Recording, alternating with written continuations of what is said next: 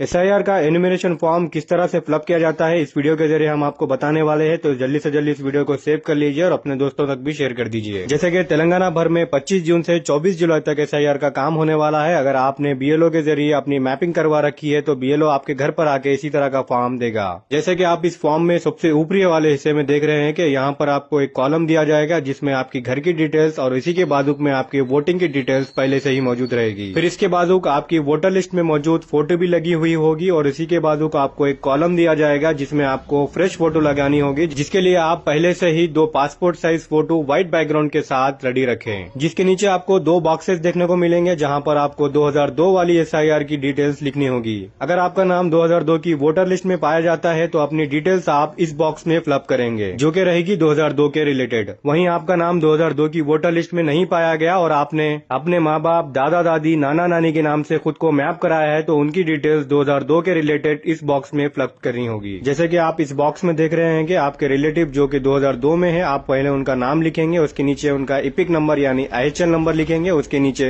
Relative name यानी आपका नाम लिखा जाएगा और इसके नीचे रिलेशनशिप यानी आपका उनके साथ क्या रिश्ता है वो लिखा जाएगा। इसके बाद 2002 के हिसाब से आपके रिलेटिव का डिस्ट्रिक्ट का नाम, स्टेट का नाम, असेंबली कॉन्स्टिट्यूंसी का नेम, कॉन्स्टिट्यूंसी का नंबर, पार्ट नंबर और सीरियल नंबर लिखा जाएगा। ये होगी 2002 की डिटेल्स। अगर आपका और आपके किसी भी रिलेटिव का नाम 2002 की लिस्ट में नहीं मिला तो आप इन दोनों बॉक्सों को खाली छोड़ देंगे। इसके नीचे आपको और एक बॉक्स देखने को मिलेगा जहां पर आपको अपनी डिटेल्स भरनी होगी। सबसे पहले आप डेट ऑफ बर्थ लिखेंगे, उसके नीचे Aadhaar card number, mobile number, father name और उनका voter ID card number, mother name और उनका वोटर आईडी कार्ड नंबर। अगर आप शादीशुदा है और मेल है तो अपनी वाइफ का नाम और उनका वोटर आईडी कार्ड नंबर लिखेंगे। अगर आप फीमेल है तो अपने हस्बैंड का नाम और उनका वोटर आईडी कार्ड नंबर लिखेंगे। और आप अगर अनमैरिड है तो इन दोनों लाइनों को आप ऐसे ही खाली छोड़ देंगे। सबसे नीचे आपको अपनी सिग्नेचर करनी होगी। अगर आपको सिग्नेचर करने नहीं आता तो आप अपना अंगूठा यानी थंब यहाँ पर लगाएंगे। अगर आपने अपने किसी रिलेटिव, भाई या किसी और का फॉर्म भरा है और वो घर पर मौजूद नहीं है, शहर में मौजूद नहीं है या फिर कंट्री से बाहर गए हुए तो उनका भी फॉर्म आप इस तरह से भर के दे सकते हैं, मगर साथ में सिग्नेचर के साथ रिलेशनशिप लिख दें। वाज़ेह रहे कि बीएलओ आपको इस तरह के 2 फॉर्म देगा जिसमें डिटेल्स भरकर, फोटो लगाकर, सिग्नेचर करके आपको उसको वापस करना है, जिनमें से एक फॉर्म वो अपने पास रखेगा और एक फॉर्म अपने सिग्नेचर करके एक्नॉलेजमेंट के तौर पर आपको वापस करेगा, जिसे आप महफूज रखना है। आपके बीएलओ की डिटेल्स फॉर्म के सबसे ऊपरी हिस्से पर नाम और नंबर के साथ मौजूद रहेगी। वाज़ेह रहे कि एनुमरेशन फॉर्म 2025 की वोटर लिस्ट में जिन लोगों के नाम है उन्हीं को दिया जाएगा और उसी एड्रेस पर दिया जाएगा। जिन लोगों को ये फॉर्म नहीं आया और 2025 की वोटर लिस्ट में उनका नाम नहीं है वो डिक्लेरेशन फॉर्म 6 के साथ भरकर बीएलओ को देंगे।